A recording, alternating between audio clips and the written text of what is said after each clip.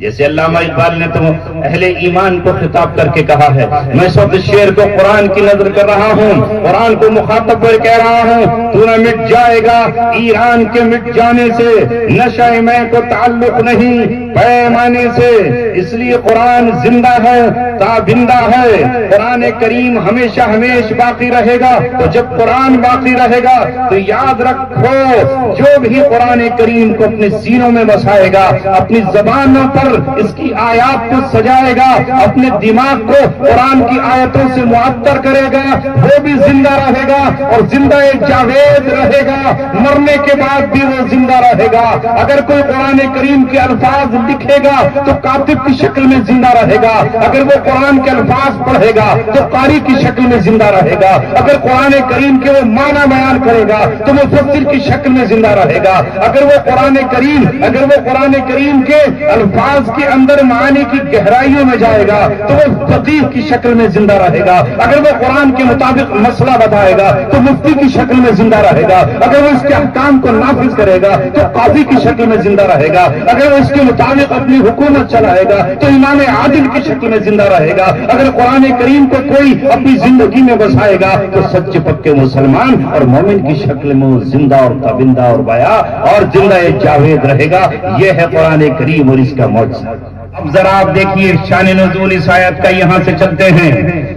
اللہ تبارک و تعالیٰ نے اس آیت کو کب نازل کیا؟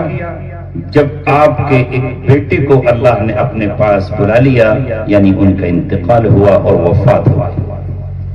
جس دن وفات ہوئی، ظاہر ہے کہ بیٹے کا انتقال، اور باپ کے بعد بیٹا ہی اپنے باپ کا جانشین ہوتا ہے، بیٹے سے نسل چلتی ہے، باپ سے پوتا اور پوتے سے پرپوتا، اور اس طرح نسل بعد نسل نام روشن ہوتا ہے اور وہ خاندان پہچانا جاتا ہے۔ لیکن آج آپ کے بیٹے کا انتقال ہوا، بیٹیاں گھر میں رہ گئیں تو ابو لہب دوڑا ہوا ابو جہل کے پاس پہنچا، عتبہ بھی وہاں موجود تھا، اور شیبہ نے بھی آج ابو جہل کو جا کر مبارکباد پیش کی۔ یہ خبر ام جمیل جو آپ کی چچی تھی سگی ابو لہب کی بیوی، اس نے اپنے شوہر کو دی، اور ابو لہب دوڑا ہوا وہاں گیا اور سب نے اکٹھے شراب کے جام شروع کر دیے، ناچ رہے ہیں، مسکرا رہے ہیں، تانے دے رہے ہیں، خوش ہو رہے ہیں۔ ابو جہل کہہ رہا ہے میرے بعد میرا پرچم اٹھانے والا میرا بیٹا اکریمہ موجود ہے، عتبہ کہہ رہا ہے میرا بیٹا موجود ہے، ولید بن مغیرہ کہہ رہا ہے میرے 11 اور 12 بیٹے ہیں، میرے بعد میرا جھنڈا وہ اٹھائیں گے، میرا پرچم وہ چلائیں گے، سب خوشیاں منا رہے ہیں۔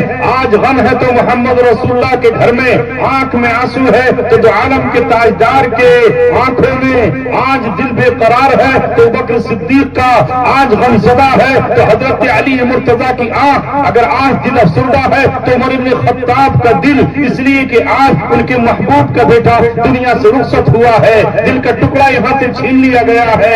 اللہ تبارک و تعالیٰ نے اس غم کے موقع پر جو پوری کائنات سوگوار ہے، آسمان رو رہا ہے، زمین کرا رہی ہے، سمندر بھی آج ٹھہرے ہوئے ہیں، ہواؤں نے بھی اپنے جھونکوں کو روک لیا ہے، درخت کے پتے بھی سہمے ہوئے ہیں، مچھلیاں پانی میں غمزدہ تو پرندے فضاؤں میں غمزدہ، اور جنگل میں چرندے اور درندے غمزدہ۔ اس غم کے موقع پر محمد رسول اللہ کا دل بھی غمزدہ ہے۔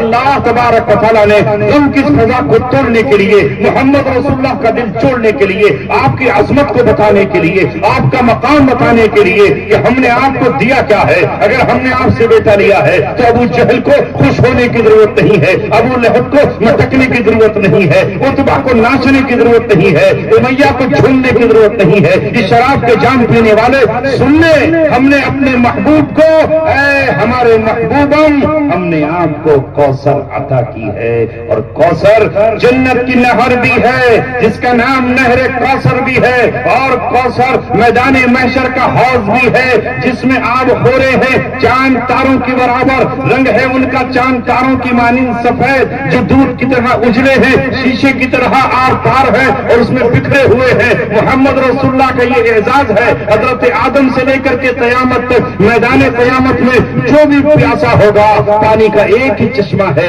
پانی کا ایک ہی مرکز ہے، پانی کا ایک ہی ذریعہ ہے، اور وہ ہے محمد رسول اللہ، اور رسول اللہ اس حوض کے مالک ہیں۔ آج ابراہیم بھی اپنے پوتے کے پاس جا رہے ہیں، محمد ہمیں پانی چاہیے۔ آج اسماعیل بھی جا رہے ہیں، بیٹے پانی چاہیے۔ حضرت آدم بھی پہنچ رہے ہیں، بٹیا پانی چاہیے۔ حضرت ماں حوا بھی پہنچ رہی ہے، ہمیں بھی پانی چاہیے، ہمیں بھی پانی چاہیے، اپنے ہوں یا بیگانے ہو۔ اللہ فرما رہا ہے ہم نے آپ کو حوض کوثر کا مالک بنایا۔ یہ تو ہوا ایک مفہوم۔ آئیے اب اللہ تعالیٰ نے یہ کہہ کر فرمایا کوثر، کاف تا را، اس کے معنی آتے ہیں کثرت، کثرت کے معنی آتے ہیں زیادتی کے۔ تھوڑے کو قلیل کہتے ہیں، زیادہ کو کثیر کہتے ہیں، ساسے۔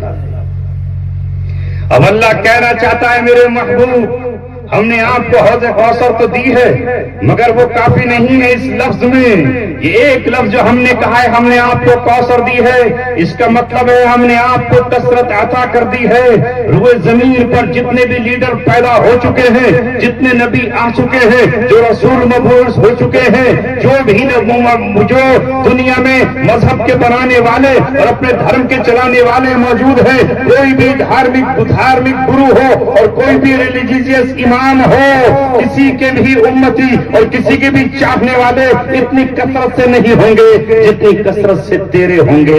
اے محمد آج مکہ ہی میں تھوڑے ہیں، ایک وقت آئے گا پورا مکہ اسلام میں داخل ہو جائے گا، مدینہ اسلام میں داخل ہو جائے گا، طائف اسلام میں داخل ہو جائے گا، جزیرۃ العرب اسلام میں داخل ہو جائے گا۔ پھر آپ کے دیوانے اٹھیں گے کہ وہ روم کو فتح کر لیں گے، اٹلی کی طرف چل پڑیں گے، افریقہ کی طرف چا پہنچیں گے، ایران میں جائیں گے تو تیرے چاہنے والے، افغانستان جائیں گے تو تیرے چاہنے والے، ہندوستان کی سرزمین پر بھی کوئی علاقہ بچا ہوا نہیں ہوگا، چاہے وہ کھیت ہو، کھلیان ہو، چاہے وہ جزیرہ ہو، مالدیو جیسا ملک جزیروں پر بسا ہوا ہے، وہاں بھی تیرے ماننے والے ہوں گے، فضاؤں میں بھی تیرے ماننے والے، یہاں تک کہ قیامت میں حضرت آدم سے لے کر حضرت عیسیٰ ابن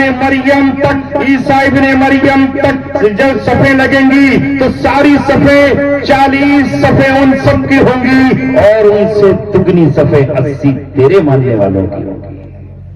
تو جہاں ہے، جس مقام پر بیٹھا ہے، وہاں کثرت سے ایک وقت آئے گا دولت کی ریل پیل شروع ہو جائے گی، دنیا ترسے گی پیٹرول کو، دنیا ہاتھ پھیلائے گی پیٹرول کے لیے، مگر جہاں تیرے ماننے والے موجود ہوں گے ہم ان پر دولت کی ریل پیل کر ڈالیں گے، ان کے پہاڑوں میں ہم سونا رکھ دیں گے، اور ان کے جنگلوں میں ہم چاندی رکھ دیں گے، اور ان کی زمین کے پہاڑوں کے نیچے ہم پیٹرول رکھ دیں گے، ڈیزل رکھیں گے۔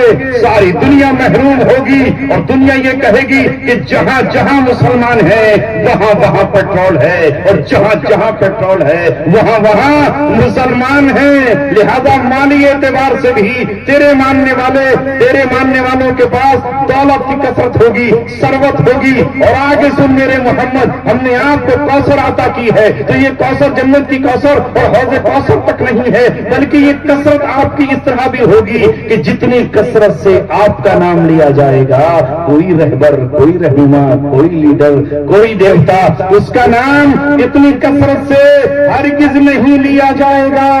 ایک دن وہ آئے گا کہ تیرے ماننے والے دنیا کے ہر خطے میں ہوں گے، کوئی تجھ پر نعت لکھ رہا ہوگا تو کوئی عربی زبان میں، کوئی انگلش میں، دنیا کی کوئی زبان ایسی نہیں ہوگی جو انسان بولتے ہوں اور اس میں تیری نعت نہ لکھی جائے گی۔ ہر دن مسجد سے اذانیں ہو رہی ہوں گی، اشہد ان محمد رسول اللہ پکارا جا رہا ہوگا۔ اے میرے محبوب سن، جہاں جہاں میرا نام ہوگا وہاں وہاں تیرا نام ہوگا۔ کوئی خطبہ بغیر تجھ پہ درود بھیجے پورا نہیں ہوگا، کوئی نماز بغیر اللہم صلی علی محمد کہے ہوئے پوری نہیں ہوگی۔ لہذا آپ کے ماننے والے کوئی آپ کے نام پہ سیرت کی کتاب لکھے گا تو آپ کو صلی اللہ علیہ وسلم کہے گا، اور کوئی آپ پر مضمون لکھے گا، کہیں پر مقابلہ ہو رہا ہوگا۔ میری محبوب جتنی کثرت سے تیرا نام لیا جائے گا اتنی کثرت سے کسی بھی دنیا کے رہنما کا نام نہیں لیا جائے گا۔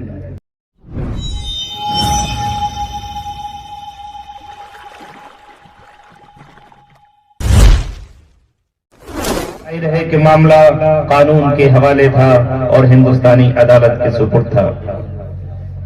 اس درمیان جب میں آپ سے ملاقات نہیں کر سکتا تھا، خط بھی نہیں بھیج سکتا تھا، ٹیلی فون پر بھی بات نہیں کر سکتا تھا، مگر یادوں کے جگنو ہمیشہ میری پلکوں پر چمکتے رہے اور ہمیشہ آپ کی یادیں میرے دل میں دھڑکن بن کر سماتی رہی۔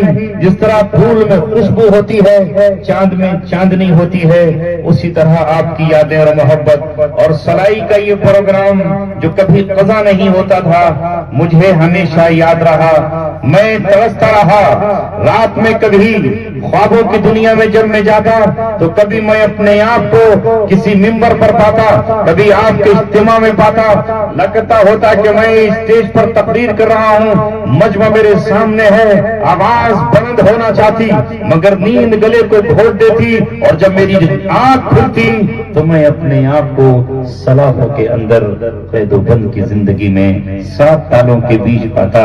اے مولا، یہ وقت کب آئے گا؟ یہ حسین راتیں مجھے مل سکیں گی یا نہیں؟ یہ دن مجھے میسر ہوں گے یا نہیں؟ جن مقامات پر میں جاتا تھا وہ مجھے حاصل ہوں گی یا نہیں؟ بس اللہ تبارک و تعالیٰ کے سامنے نہ جانے کتنی بار مصلی پر بیٹھ کر ایڑیاں رگڑتے ہوئے، دامن کو پھیلاتے ہوئے، بازوؤں کو پسارتے ہوئے، چھولی پھیلاتے ہوئے میں نے اللہ تبارک و تعالیٰ سے کہا، اے اللہ تو ہی بتا وہ کون سی جگہ تھی جہاں میں نے تیرا پیغام نہیں پہنچایا؟ کیا ممبر، کیا محراب، کیا عیدگاہ، کیا پارک، کیا گلیاں، کیا کوچے، دیہات، شہر، مشرق، مغرب، جہاں جاتے تھے ہم تیرا فسانہ چھیڑ دیتے تھے، جہاں جاتے تھے ہم تیرا فسانہ چھیڑ دیتے تھے، کوئی محفل ہو تیرا رنگ محفل دیکھ لیتے تھے۔ میں کہاں کہاں نہ پہنچا تیرے دید کی طلب میں، مگر اے اللہ وہ ممبر آج ہوتا ہے مجھے یاد کرتا ہے، محراب ہوتی ہے مجھے یاد کرتی ہے، عیدگاہوں کے میدان مجھے پکارتے ہیں، گلی اور کوچے مجھے آواز دیتے ہیں۔ ایک طرف مایوسیاں تھیں مگر یہ قرآن جس کی نسبت پر تم جمع ہو اور صبح بھی انشاءاللہ جمع ہوگے، جس قرآن پر یہاں علماء نے بات کی ہے، یہ قرآن ہمارے دل کی شفا بھی ہے، ہماری ڈھال بھی ہے، ہماری آرزو بھی ہے، ہماری تمنائیں بھی ہے۔ مایوسیوں کے پردے قرآن چاک کر دیتا ہے۔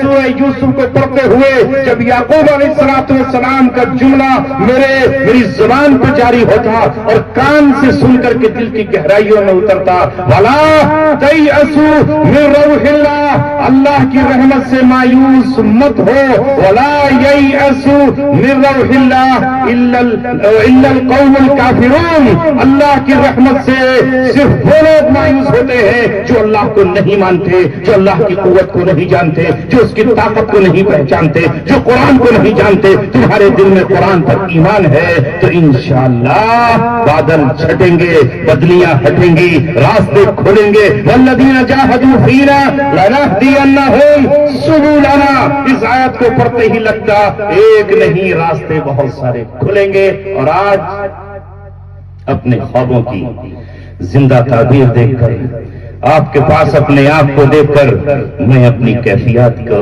اپنے الفاظ میں بیان نہیں کر سکتا، یا میں جان سکتا ہوں اور آپ ہی جان سکتے ہیں۔ لہذا آج ہم اللہ تبارک و تعالیٰ کی اس نعمت پر بہت شکریہ ادا کرتے ہیں، اور آج کی بات قرآن مقدس ہی کے حوالے سے ہوگی، اس لیے کہ اللہ تعالیٰ نے ہمیں ایسی کتاب عطا فرمائی ہے جس کی شان بہت ہی اعلیٰ اور عرفہ ہے۔ اگر ہم قرآن کریم ہی سے سوال کرنا شروع کر دیں، اے قرآن ذرا تو یہ تو بتا، کیا کسی زمانے میں تو ہمارے ہاتھوں سے نکل جائے گا؟ کیا کبھی تجھ میں کوئی تبدیلی کر دی جائے گی؟ کیا کسی زیر و زبر میں فرق آ جائے گا؟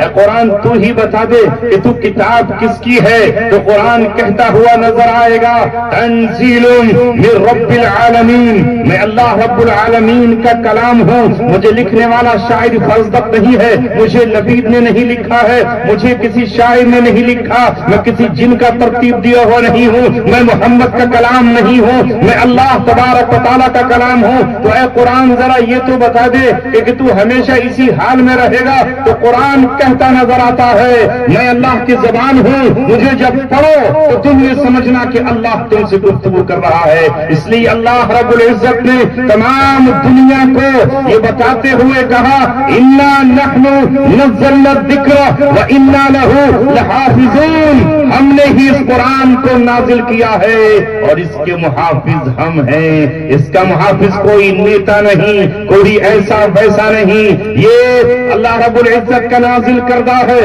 اور یہ محافظ ہے اس کا اللہ تبارک و تعالیٰ۔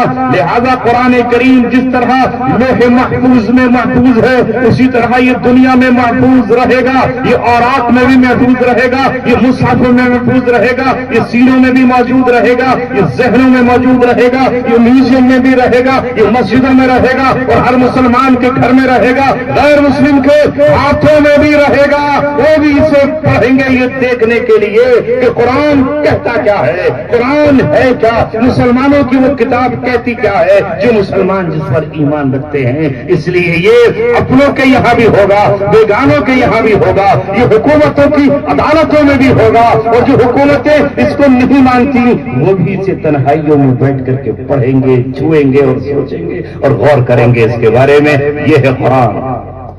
نعرہ تکبیر، نعرہ تکبیر۔ مفتی عبدالسمیع صاحب، مفتی عبدالسمیع صاحب۔ اے قرآن ذرا یہ بتا کہ تو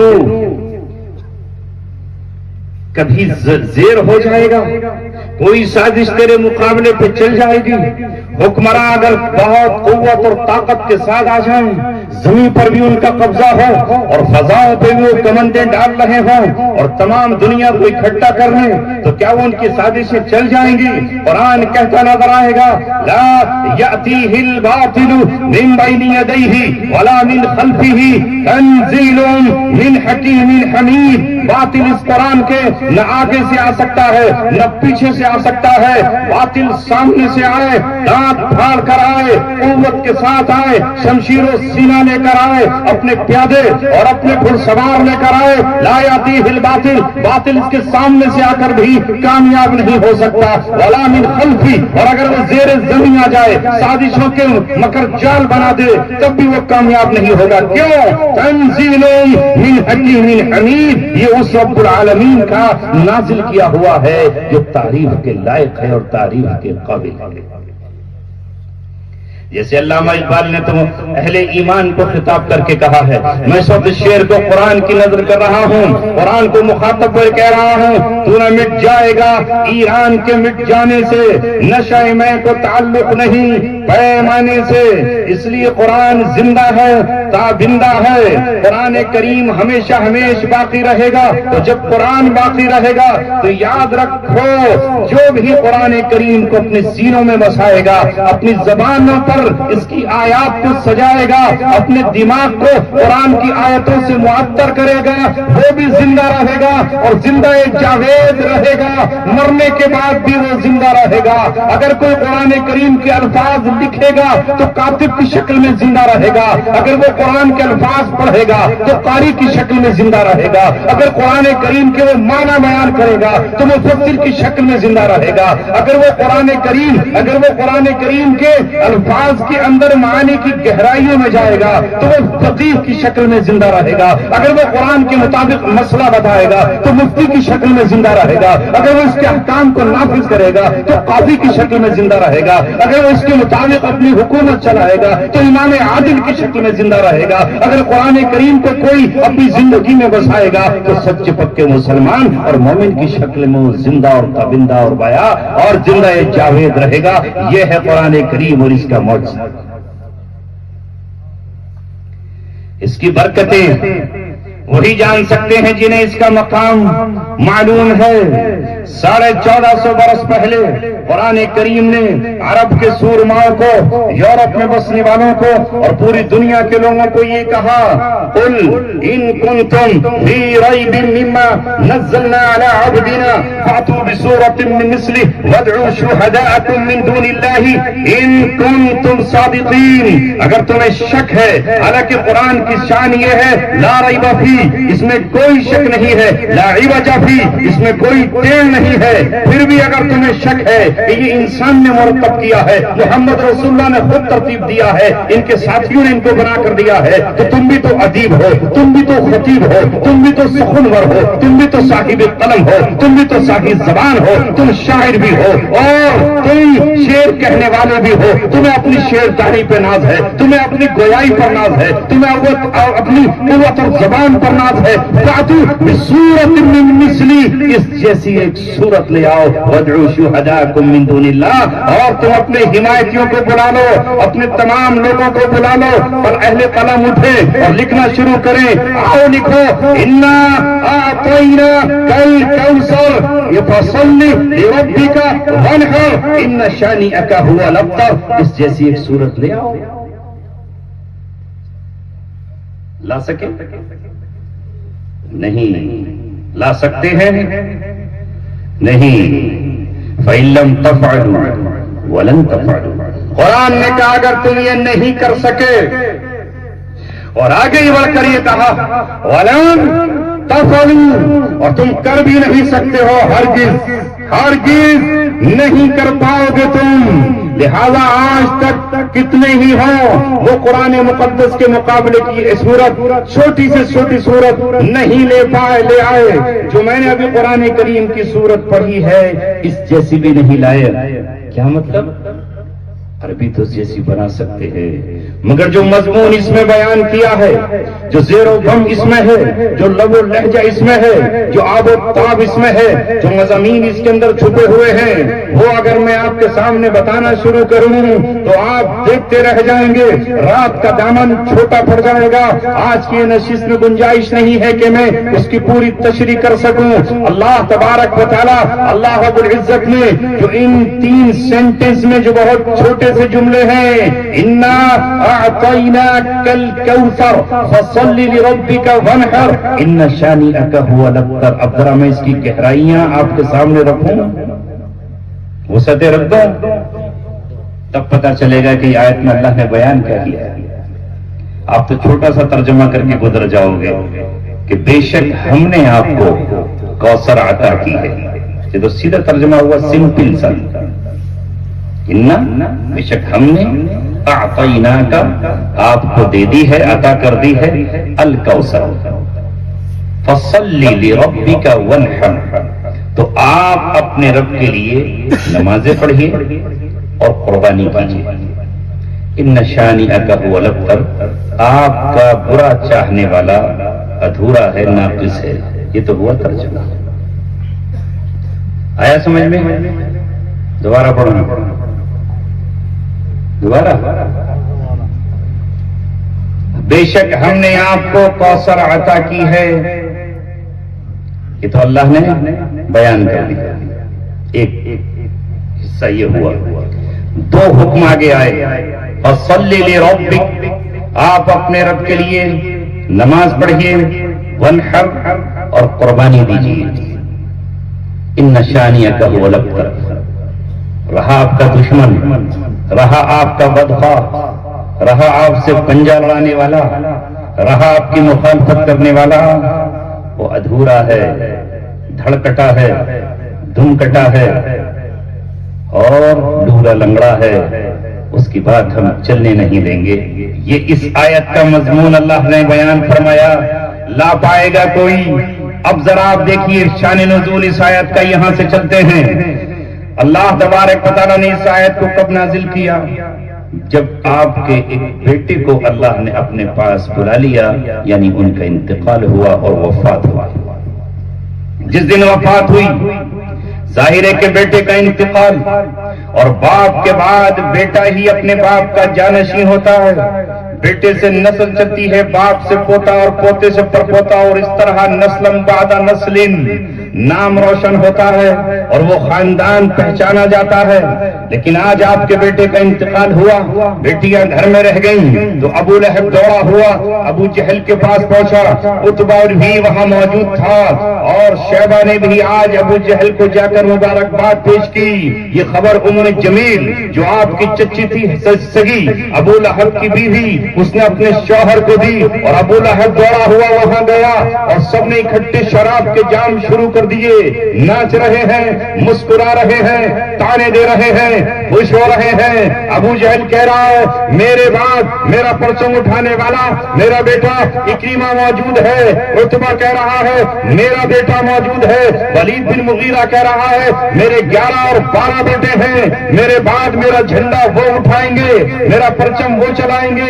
सब खुशियां मना रहे हैं। आज गम है तो मोहम्मद रसूलुल्लाह के घर में आंख में आंसू है तो दो आलम के ताजदार के आंखों में आज दिल बेकरार है तो बकर सिद्दीक का आज गमज़दा है तो हजरत अली मुर्तजा की आंख, अगर आज दिल अफसुर्दा है तो उमर इब्न खत्ताब का दिल, इसलिए कि आज उनके महबूब का बेटा दुनिया से रुखसत हुआ है, दिल का टुकड़ा यहां से छीन लिया गया है। अल्लाह तबारक व तआला ने इस गम के मौके पर जो पूरी कायनात सोगवार है, आसमान रो रहा है, जमीन कराह रही है, समंदर भी आज ठहरे हुए हैं, हवाओं ने भी अपने झोंकों को रोक लिया है, दरख्त के पत्ते भी सहमे हुए हैं, मछलियां पानी में गमज़दा तो परिंदे फजाओं में गमज़दा और जंगल में चरिंदे और दरिंदे गमज़दा। इस गम के मौके पर मोहम्मद रसूलुल्लाह का दिल भी गमज़दा है। अल्लाह तबारक व तआला ने गम की फजा को तोड़ने के लिए, मोहम्मद रसूलुल्लाह का दिल जोड़ने के लिए, आपकी अजमत को बताने के लिए, आपका मकाम बताने के लिए कि हमने आपको दिया क्या है। अगर हमने आपसे बेटा लिया है तो अबू जहल को खुश होने की जरूरत नहीं है, अबू लहब को मटकने की जरूरत नहीं है,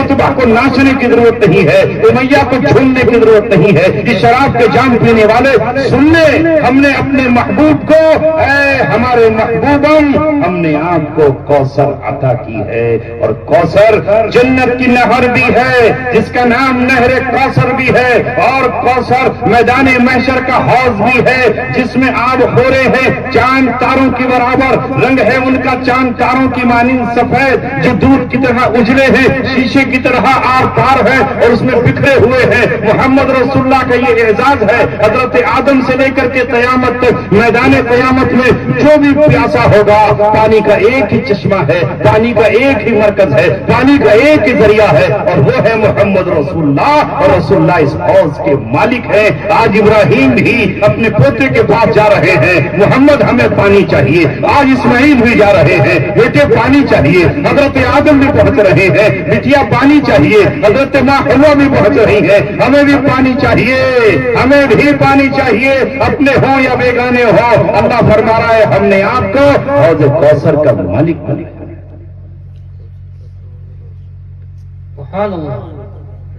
अबू जहल के पास क्या है? जिहालत के सिवा, जिहालत ही तो थी उसके पास, बाकी क्या है? ये तो हुआ एक मफहूम। आइए अब अल्लाह ताला ने ये कहकर फरमाया कौसर काफ ता रा, इसके माना आते हैं कसरत, कसरत के माना आते हैं ज्यादती के। थोड़े को कलील कहते हैं, ज्यादा को कसीर कहते हैं, सासे। अब अल्लाह कहना चाहता है मेरे महबूब हमने आपको हौज कौसर तो दी है मगर वो काफी नहीं है। इस लफ्ज में ये एक लफ्ज जो हमने कहा है हमने आपको कौसर दी है, इसका मतलब है हमने आपको कसरत अता कर दी है।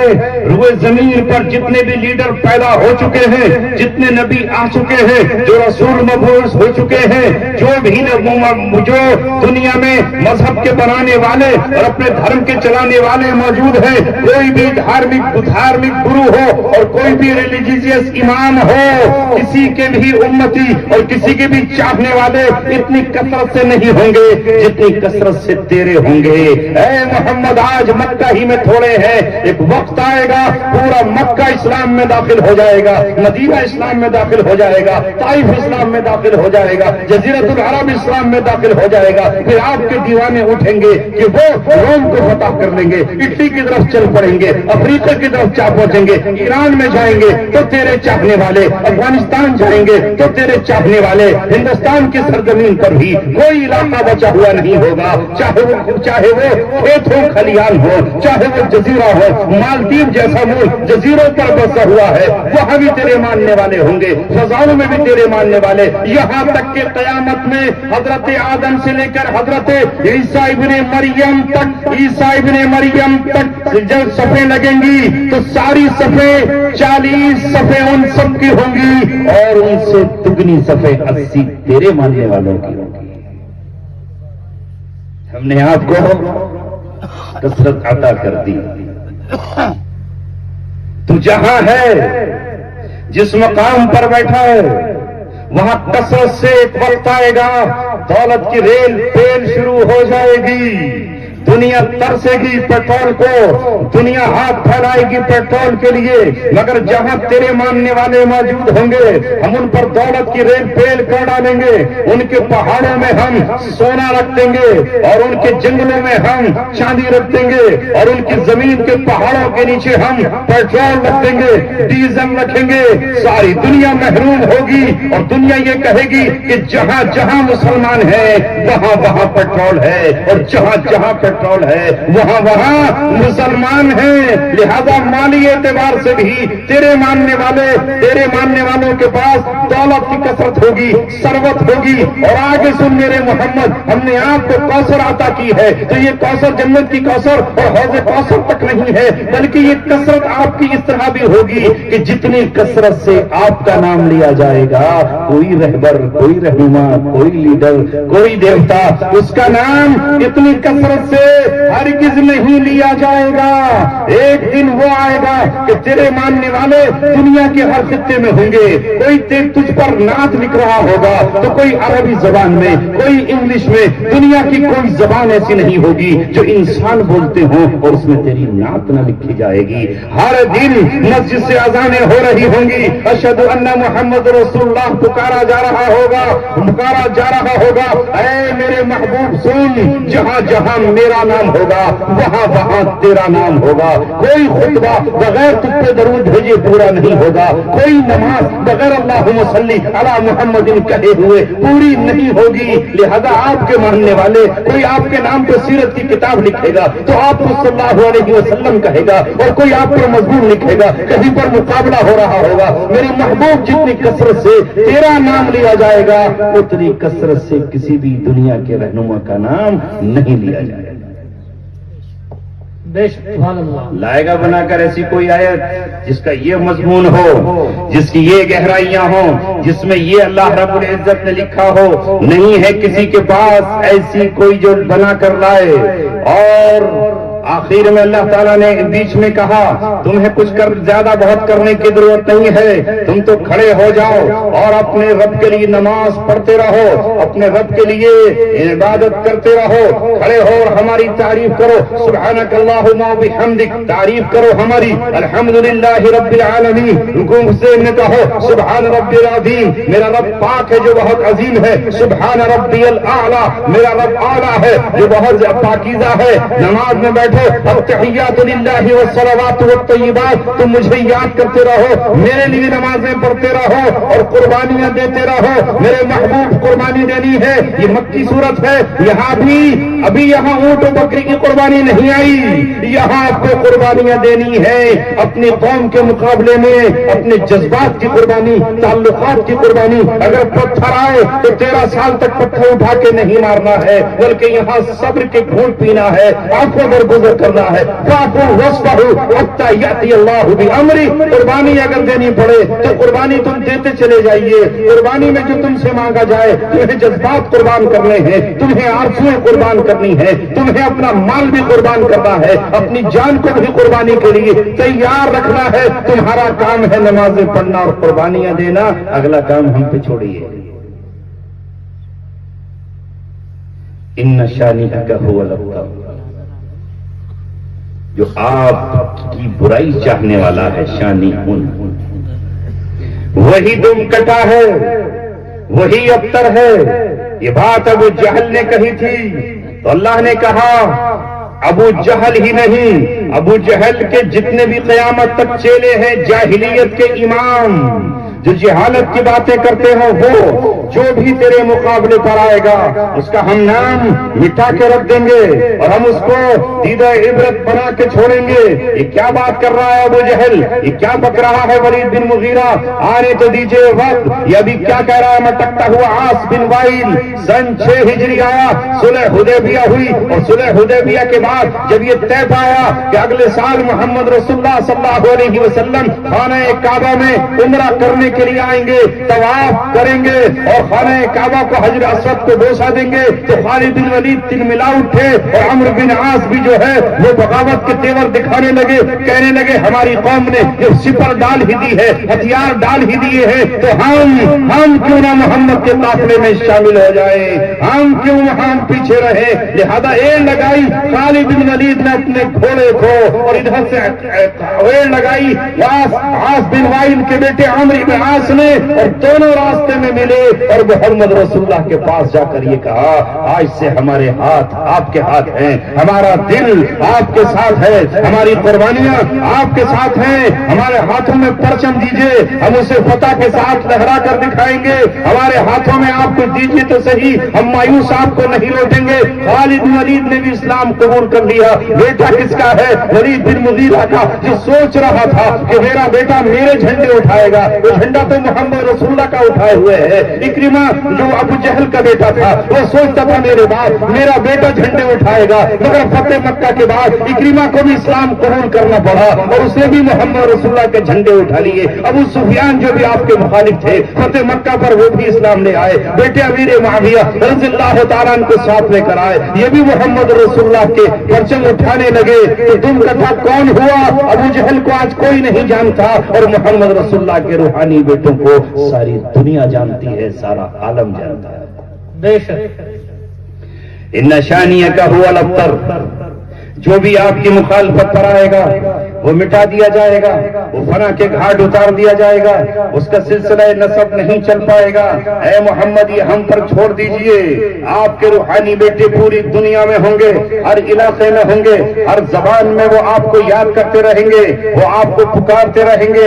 لہذا جس طرح مکے کا طواف ہوتا ہے اسی طرح آپ کے روزے پر بھی 24 گھنٹے صلاۃ و سلام کی ڈالیاں پیش کی جاتی رہیں گی، باب السلام سے داخلہ ہوتا رہے گا اور آپ کو کہا جاتا رہے گا جو بھی عمرہ کرنے جائے گا وہ آپ کی قبر پر بھی زیارت کے لیے ضرور جائے گا، اور جو بھی حج کرنے جائے گا اپنے حج کی تکمیل کے لیے وہ آپ کے شہر میں اور آپ کے در پر ضرور جائے گا۔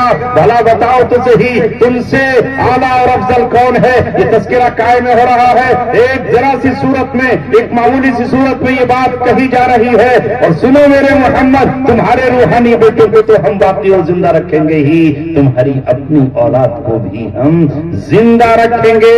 اور پرچم اٹھانے کے لیے جب بھی پرچم نیچے پڑا ہوگا پرچم تمہاری اولاد اٹھائے گی۔ لہذا میدان کربلا میں حضرت حسین اور ان کے بچوں نے پرچم اسلام اٹھا لیا، اور اللہ تبارک و تعالیٰ نے حضرت حسین کی اولادوں کو زندہ رکھا، امام زین العابدین کی اولادوں کو زندہ رکھا، حضرت حسن کی اولادوں کو زندہ رکھا۔ جنہوں نے مٹایا نہ چاہا تھا وہ مٹ گئے، اور جنہوں نے فنا کرنا چاہا تھا وہ فنا کے گھاٹ اتر گئے، ان کا کوئی نام لیوا نہیں ہے۔ حضرت حسن کا نام آج بھی زندہ ہے، حضرت حسین کا نام آج بھی زندہ ہے، میدان کربلا آج بھی زندہ ہے۔ حسنی خاندان کے لوگ اور حسینی خاندان کے لوگ سید لوگ آپ کو پوری دنیا میں مل جائیں گے۔ یہ برکت کس نے عطا کی ہے؟ اللہ تبارک و تعالیٰ نے یہ برکت عطا فرمائی ہے، اور یہ ساری دنیا میں رہے گی، یہاں تک کہ اللہ نے پھر فرمایا یہاں تک کہ آخری وقت میں جب ضرورت ہوگی اس دنیا پر امن قائم کرنے کے لیے، اس دنیا کو شانتی کی ضرورت ہوگی، اس دنیا کو برکتوں کی ضرورت ہوگی، فساد سے پاک کرنے کی ضرورت ہوگی، چاروں طرف ظلم ہوگا، چاروں طرف قتل و قتال ہوگا، چاروں طرف مار دھاڑ ہوگی، کسی کے حقوق کا کوئی پرسان حال نہیں ہوگا، جیسا کہ رسول اللہ صلی اللہ علیہ وسلم نے فرمایا ینزل بامتی بلاء شدید من سلطانہم، میری امت پر وہ دور آ جائے گا کہ ان کے بادشاہوں کی طرف سے بڑی سخت آزمائشیں ان پر آئیں گی، حتی یضیق الارض عنہم، یہاں تک کہ زمین ان پہ تنگ کر دی جائے گی۔ دیکھ رہے ہو نا آج پوری دنیا کی بات کر رہا ہوں یہاں کی، آپ پڑوسی ملک میں دیکھ لو کیا ہو رہا ہے ان کے بادشاہوں کی طرف سے، زمینیں تنگ کر دی گئی ہیں لوگوں پر، آزادی چھین لی گئی ہے، اور کہاں کیا کیا ظلم و ستم نہیں ہو رہا۔ اللہ کے رسول کہہ چکے ہیں کہ میری امت پر ان کے بادشاہوں کی طرف سے شدید آزمائشیں آئیں گی، حتی یضیق الارض عنہم، یہاں تک کہ زمین ان پہ تنگ کر دی جائے گی۔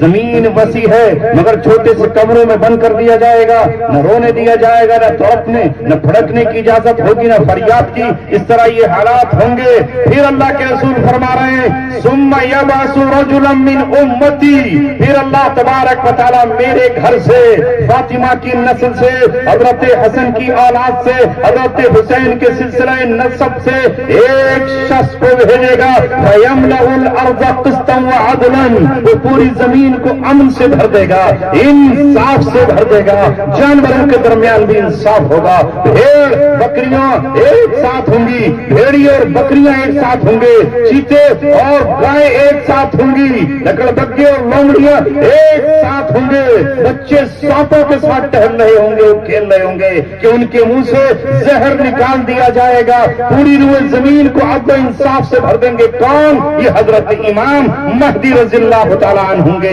جو حضرت حسن اور رسول اللہ صلی اللہ علیہ وسلم کے بیٹے اور پوتے یا نواسے کی شکل میں آئیں گے، اور فرمایا کس طرح بھر دیں گے، کما ملیت ظلما و جورا، جس طرح یہ دنیا پہلے ظلم و ستم سے بھری ہوئی تھی اسی طرح پھر انصاف سے بھر جائے گا۔ یہ تو میں نے اشارہ کیا ہلکا سا کہ کیسے لائے گا ایک صورت بنا کر اس جیسا مفہوم، اس جیسا مطلب، اس جیسے معنی نہیں پیدا کر سکتا کوئی بھی، تو 4 لائنیں تو لکھ سکتا ہے۔ یہ ہے قرآن کریم کی ایک سورت کا مفہوم۔ اب آپ آ جائیے، اللہ تبارک و تعالیٰ کی کتاب سے پوچھتے ہیں، اے کتاب ذرا یہ تو بتا، کیا حالات ایک جیسے ہی رہیں گے؟ جو ہو رہا ہے اسی طرح ہوتا رہے گا؟ تو قرآن کہتا نظر آئے گا، نہیں تم نے مجھے پڑھا نہیں ہے، میرے رب نے تو 1400 برس پہلے کہہ دیا، وَتِلْكَ الْأَيَّامُ نُدَاوِلُهَا بَيْنَ النَّاسِ، ہم دنوں کو لوگوں کے درمیان الٹتے پلٹتے رہتے ہیں، کبھی کسی کو قوت، کبھی کسی کو طاقت، کبھی کسی کو زوال، کبھی کسی کو عروج، کبھی کوئی سرخرو اور کبھی کوئی کامیاب، اور کبھی کوئی ناکام اور کبھی دوسرا کامیاب۔ پوری سورہ یوسف پڑھتے چلے جائیے، کیا وقت ایک حالت پر رہتا ہے؟ نہیں، ایک حالت پر نہیں رہتا۔ وہ بھائی جو اپنے اس بھائی کو کنویں میں ڈالتے ہیں اور کنویں میں ڈال کر خوش ہوتے ہیں اور یہ کہتے ہیں کہ آنکھ کا کانٹا نکل گیا، لہذا یہ بھائی اب ہماری نظروں سے دور ہو گیا، اب باپ کی پوری توجہ ہم پر ہوگی۔ وَشَرَوْهُ بِثَمَنٍ بَخْسٍ دَرَاهِمَ مَعْدُودَةٍ وَكَانُوا فِيهِ مِنَ الزَّاهِدِينَ، وہ اس سے لاپرواہ تھے، ان کی نظر میں کوئی قیمت یوسف کی نہ تھی، وہ اسے بیچ کے خوش تھے، چند درہم لے کے خوش تھے۔ یوسف علیہ السلام یہاں بازار مصر میں بیچے بھی گئے اور یہاں سے پہلے قافلے کے ہاتھوں بیچے گئے، بیچ کر کے وہ غلام بنا لیے گئے، جنگل سے نکلے، گاؤں سے نکلے، محل میں پہنچ گئے، حالات پھر بدلے۔ وَتِلْكَ الْأَيَّامُ نُدَاوِلُهَا بَيْنَ النَّاسِ، ہم دنوں کو اسی طرح الٹتے اور پلٹتے رہتے ہیں۔ یہاں بھائی دشمن تھے، وہاں زلیخا حسن کی بنیاد پر عاشق ہو گئی، اور وہ عاشق کیا ہوئی؟ وہ آپ کی جان کی دشمن ہو گئی جب اس کی آرزو کو پورا نہ کیا، جب اس کے ساتھ بے حیائی کا ارتکاب نہ کیا، تو کہا یا تو اسے جیل میں ڈالو یا اسے قتل ہی کر ڈالو۔ جیل میں پہنچے، مگر کیا جیل کے حالات اسی طرح رہے؟ نہیں، پھر اللہ تبارک و تعالیٰ جیل سے لے آیا، وَكَذَلِكَ مَكَّنَّا لِيُوسُفَ فِي الْأَرْضِ، اسی طرح ہم نے یوسف کو زمین میں حکمرانی عطا فرمائی، زمین کی تمکین عطا فرمائی۔ ہم اسی طرح کیا کرتے ہیں، حکمرانی ملی، ادھر قحط آیا، وہ بھائی جو ابھی تک اپنے لاٹھیوں پر ناز کرتے تھے، اپنے اونٹوں پہ ناز کرتے تھے، اپنی قوت و طاقت پہ ناز کرتے تھے، بھوک سے بلبلاتے ہوئے اور چہرے پٹکاتے چہرے افسردہ لے کر اس بادشاہ مصر کے پاس پہنچتے ہیں جو بادشاہ مصر میں غلہ بانٹ رہا ہے، غلہ تقسیم کر رہا ہے، بھکاری بن کر گئے ہوئے ہیں۔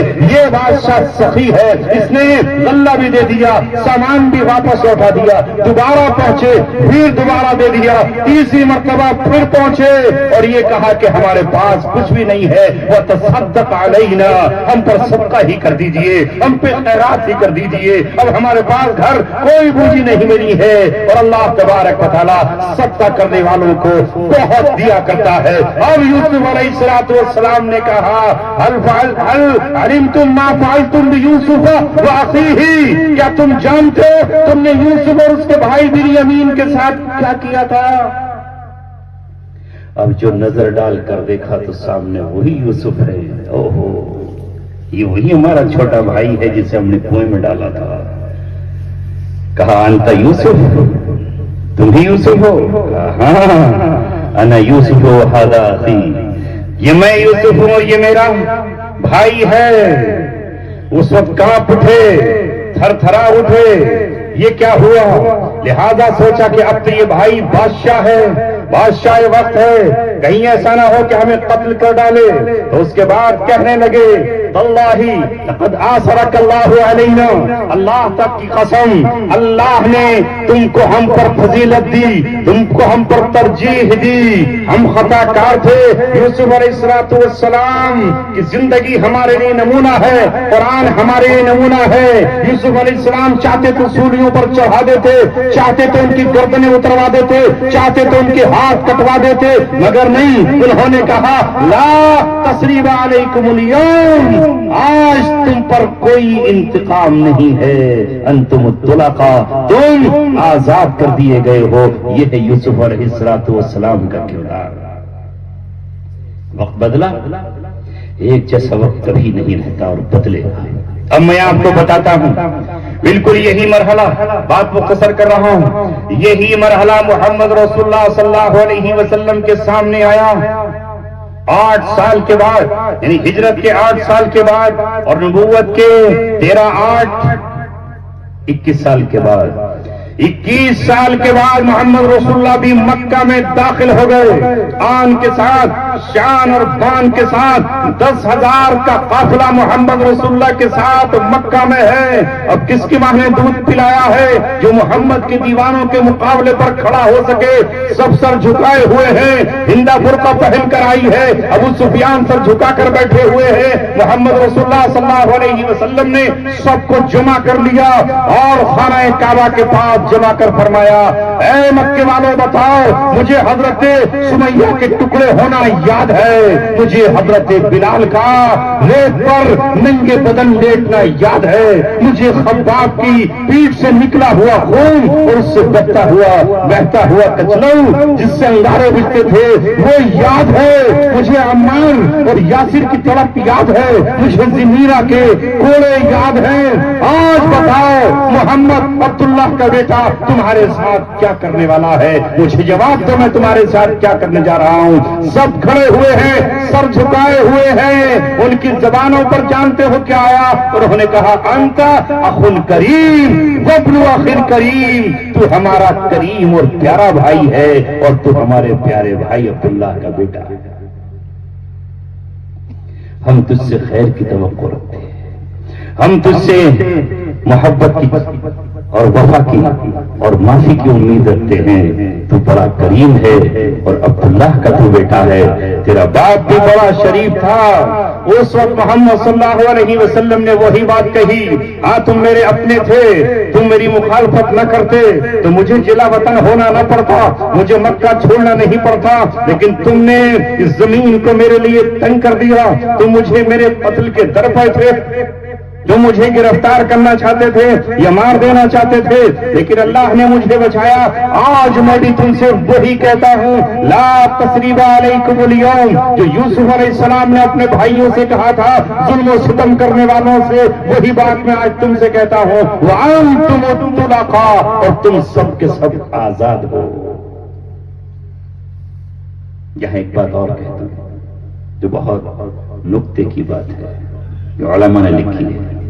مکے والے طلقاء کہلائے، یعنی آزاد کر دیے گئے، چھوڑ دیے گئے، معاف کر دیے گئے. انصار نہیں کہلائے کیونکہ مددگار نہیں بنے. انصار اہل مدینہ کہلائے جنہوں نے دین کی نصرت کی اور مدد کی، وہ مدینے میں رہ کر یثرب میں رہ کر انصار کہلائے اور یہ مکہ میں رہ کر بخش دیے گئے چھوڑ دیے گئے وہ مقام حاصل نہیں کر پائے جو اللہ تبارک و تعالیٰ نے قرآن میں انصار کا بیان فرمایا ہے. یا رسول اللہ ان کے بیچ رہے. یہ ہے فرق. یہ نئی قوت اور طاقت دیکھ کر انہوں نے اسلام قبول کیا اور انہوں نے محمد رسول اللہ کو پناہ دی. آخر میں یاد رکھیے مسلمانوں، جو بھی آج محمد رسول اللہ کی مدد کرے گا، یعنی ان کے دین کی مدد کرے گا، اس قرآن کی مدد کرے گا، قرآن پڑھنے والوں کی مدد کرے گا، اماموں کی مدد کرے گا، حافظوں کی مدد کرے گا، سمجھو اللہ تبارک و تعالیٰ کی مدد کر رہا ہے اور وہ دور حاضر کا انصار کہلاتا ہے. جیسے حضرت عیسیٰ علیہ السلام نے کہا تھا من انصاری الی اللہ فلما حس عیسیٰ منہم الکفر قال من انصاری الی اللہ. جب انہیں محسوس ہو گیا کہ یہ میری قوم مجھے زندہ نہیں چھوڑے گی اور مجھے یہ تختہ دار پر لے جائے گی، تو آپ نے سب کہا کون میرا مددگار ہے؟ قال الحواریون نحن انصار اللہ. اس وقت کچھ حواریین نے کہا ہم اللہ کے مددگار ہیں. اس وقت میرے دوستو یہ دین اسلام یتیمی کی حالت میں ہے، کمزوری کی حالت میں ہے، کیونکہ دولت اللہ تعالیٰ نے بکھیر دی ہے، کل کے حالات نہیں ہیں. اگر کوئی قسم پرسی کے عالم میں ہے تو وہ دین اسلام ہے. کیوں؟ اس لیے کہ یہ بھی میرے نبی نے کہہ دیا بدا الاسلام غریبا، اسلام غریبی کی حالت میں شروع ہوا، وسیعود غریبا کما بدا، اور وہ جس طرح شروع ہوا تھا اسی طرح لوٹ جائے گا. وہی کمزوری کا عالم، کچھ کمزور اسے اپنے سینے سے لگائیں گے اور طاقت اور اس سے اپنے دامن بچائیں گے. یہ حال آ جائے گا. لیکن آپ نے فرمایا فتوبا للغربا، بشارت ہو، خوشخبری ہو. کون ان غریبوں کے لیے جو اجنبی نظر آئے؟ آج کے یہ لوگ اجنبی نظر نہیں آتے ہیں نا. یہ کہاں سے آ گئے ٹوپی اور داڑھی والے؟ یہ کہاں سے آ گئے رمضان میں قرآن سنانے والے؟ یہ کہاں سے آ گئے ہاتھ میں تھیلا اٹھانے والے؟ آج بھی یہ اجنبی ہیں، لیکن کوئی غم کی بات نہیں ہے. ان اجنبیوں کو آپ تعاون کر دو، آپ کی قسمت جاگ جائے گی، آپ کا نصیبہ جاگ اٹھے گا، آپ کا مقدر جاگ اٹھے گا. یہ حدیث پڑھی تھی سے سنا کے بعد ختم کر رہا ہوں. اللہ کے رسول نے فرمایا ان اللہ یرفع بہذا الکتاب اقواما، اللہ تعالیٰ اس کتاب کے ذریعے قوموں کو بلندیاں عطا فرمائے گا، رفعتیں عطا فرمائے گا، اونچائیاں عطا فرمائے گا. وہ قوم بلند ہو جائے گی جو قرآن سے محبت کرے گی، جو قرآن سے چمٹی رہے گی، جو قرآن سے پیار کرے گی، جو قرآن پہ خرچ کرے گی، جو قرآن کی تلاوت کرے گی، جو قرآن کی تفسیر کو پڑھے گی، جو قرآن کے احکامات کو مانے گی. اللہ تبارک و تعالیٰ اسے بلندیاں اور رفعتیں عطا فرمائے گا. اور جو قرآن کو چھوڑ دے اللہ تبارک و تعالیٰ اسے ذلیل و خوار کر دے گا. اگر چاہتے ہو عزت، اگر چاہتے ہو سربلندی، اگر چاہتے ہو اپنا کوئی مقام اس دنیا میں بھی آخرت میں بھی، تو پھر قرآن کی پکار پر لبیک کہو. اگر قرآن نے کہا ہے کہ جھوٹ مت بولو تو جھوٹ بولنا آج سے چھوڑ دو. قرآن کریم نے کہا ہے، قرآن کریم نے کہا ہے ولا یشہدون الزور، یہ جھوٹی گواہی نہیں دیتے تو جھوٹی گواہی طے کرو مجھے ہرگز نہیں دینا ہے. اگر کسی کا حق مارا جا رہا ہے اور میری گواہی سے وہ حق مل رہا ہے تو مجھے وہاں گواہی کا چھپانا حرام ہے. ولا تکتموا الشہادہ، گواہی کو مت چھپانا. اگر تم نے ایسا کیا تو پھر تمہارا دل گنہگار ہو جائے گا. ہمیں آگے بڑھ کر کے گواہی دینا ہے. اگر کوئی ہم سے گواہی مانگ رہا ہے تو اس کا حق ہم سے وصول ہو جائے گا. قرآن کہتا ہے شراب مت پیو، تو شراب مت پیو. آج سے قرآن کے پکار پر لبیک کہنا شروع کرو. توڑ دو شراب کے جام، اسمیک کی پڑیاں پھینک دو، آگ لگا دو انہیں اسمیک کی پڑیوں کو. بھنگ کے قریب نہ جاؤ، چرس کے قریب نہ جاؤ. بلکہ میں تو یہ کہتا ہوں کہ سگریٹ کا شوق بھی چھوڑ دو، یہ گٹکے بھی ختم کرو. اللہ تبارک و تعالیٰ نے جو تم نے کہا ہے وہ حلال چیزیں استعمال کرو، ان کی طرف مت جاؤ. قرآن کہتا ہے کہ تمہاری عورتیں پردہ کریں تو تم اپنی بیٹیوں کو پردہ کراؤ. وہ اسکول بھی جائے تو پردے کے ساتھ جائے. اپنے اسکول بناؤ، اپنے کالج بناؤ، اپنے انسٹیٹیوٹ بناؤ. کیوں نہیں بنا سکتے تم مسلمانوں؟ تمہارے پاس سیاست میں پیسہ خرچ کرنے کے لیے ہے، شادیوں میں لٹانے کے لیے ہے، بینکٹ ہالوں میں ختم کرنے کے لیے ہے، لیگ پیس پھینکنے کے لیے ہے. اپنی قوم کے تم ہمدرد نہیں ہوگے تو دوسرا تمہاری قوم کا تمہارا ہمدرد کہاں سے چلا آئے گا؟ تم اپنے وجود کے اگر ہمدرد نہیں ہوگے تو دوسرا تم سے ہمدردی کیوں کرے گا؟ دنیا نے انسٹیٹیوٹ بنا لیے، ان کے بچے پڑھ رہے ہیں. کیا ہے تمہارے پاس؟ نہ دنیا ہے نہ دین ہے. نہ تمہارے پاس اچھے ڈاکٹر ہیں، نہ تمہارے پاس اچھے وکیل ہیں، نہ تمہارے پاس اچھے انجینئر ہیں، نہ تمہارے پاس اچھے سائنٹسٹ ہیں. ہے کیا تمہارے پاس؟ دین کے بھی نام پر تم زیرو ہو. خالی حفظ کر کے چھوڑ دیتے ہو، عالم نہیں بنتے. کم سے کم ہر گھر سے ایک بندہ تو عالم ہونا چاہیے. علم تمہاری بنیاد ہے، علم تمہاری پہچان ہے، تعلیم تمہاری پہچان ہے. تمہارے قرآن کا پہلا لفظ اقرا ہے. پڑھیے پڑھیے. مگر تم کہتے ہو نہیں ہم نہیں پڑھیں گے، ہمیں ان پڑھ رہنا ہے. دنیا کی کوئی قوم ترقی نہیں کر سکتی ہے جب تک اس کے اپنے ادارے اور وہ خود اپنے لیے وفادار نہ. نعرہ تکبیر، نعرہ تکبیر. مفتی عبدالسمیع صاحب، مفتی عبدالسمیع صاحب. مجھے امید ہے انشاءاللہ ان الفاظ کے ساتھ میری ان باتوں کو قبول فرمائیں گے. سوچا تھا آدھا گھنٹہ بولوں گا لیکن پون گھنٹہ آپ کے سامنے ہو گیا. انہی الفاظ کے ساتھ آپ کی محبتوں نے مجھے بولنے پہ مجبور کیا، اور اس رب کا شکریہ جس نے میری زبان کو سلامت رکھا، گلے کو سلامت رکھا. انشاءاللہ زندگی رہی تو پھر آپ سے ملاقاتیں ہوں گی. یہ اجتماعی ملاقات ہے. قریب میں ایک چھوٹا سا مدرسہ بنا کر گیا تھا پٹنہ مراد پور میں، جہاں آپ کی رشتہ داریاں بھی ہوں گی. اور ایک مرتبہ میں آپ کے پاس آیا بھی تھا اس کے تعاون کے لیے. آپ حضرات نے کچھ نذرانہ بھی اس کے لیے پیش کیا تھا. آپ سے قربت کا یہ ایک ذریعہ ہے، وہ اگر چل گیا تو آپ سے نجی ملاقاتیں بھی ہو سکتی ہیں، مسجدوں میں بھی ہو سکتی ہیں، اور اجتماعی ملاقات تو انشاءاللہ آج ہوئی. آپ نے مجھے یاد رکھا، میں نے آپ کو یاد رکھا. اللہ تبارک و تعالی ہماری اس ملاقات کو آخرت تک لے چلے. کل حشر میں بھی ہم اسی طرح مسکراتے رہے اور جنت کے جام بھی ایک ساتھ چھلکا کے ہم پیتے رہیں. واخر دعوانا الحمدللہ رب العالمین.